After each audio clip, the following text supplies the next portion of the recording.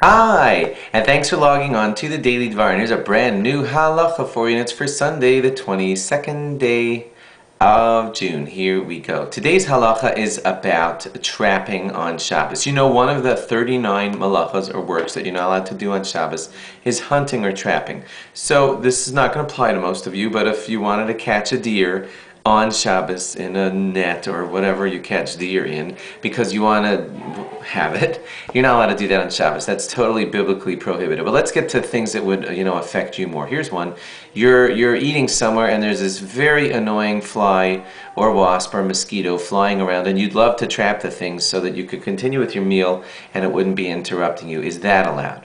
So generally the answer is, but pay attention because there's exceptions, generally the answer is that you're not allowed to catch a fly on Shabbos in a cup or something like that, and that's because it resembles real trapping. It's not exactly biblically prohibited, only rabbinically. The rabbis decree that you shouldn't do it because it's too similar to the real thing. The reason it's not the real thing is because you don't really want the fly or the mosquito like you would want to catch the deer for its meat or keep the leather or whatever. Here it's really just a question of having that bug stop annoying you. So rabbinically they prohibited it and said you should not do it, and that's because if we would allow it, it could give the impression that the other kind of hunting is allowed too. So rabbinically you're not allowed to catch all these kinds of things, even though you're saying, I just want to put it in a cup and take a cup outside and release it, in a minute. That's still called trapping rabbinically, and you're not allowed to do it. Here are the exceptions.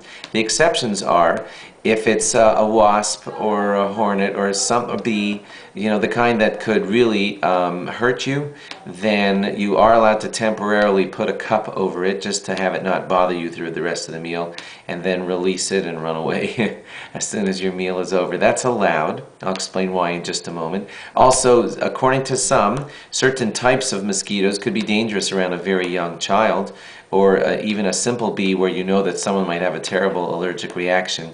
So it would be permitted to do whatever you want in those situations. Might I just mention and add, if it's a bee around the person who can have a terrible allergic reaction, you'd be even allowed to kill the bee, and you don't have to bother trapping it because there, the safety of a human is involved. Now lastly, why is it okay to do this? Is it just that because somebody might, we're not talking about the severe allergic reaction now, but if someone just might be upset by a bee bite, so we just say, okay, fine, it's upsetting enough so the rabbis don't care?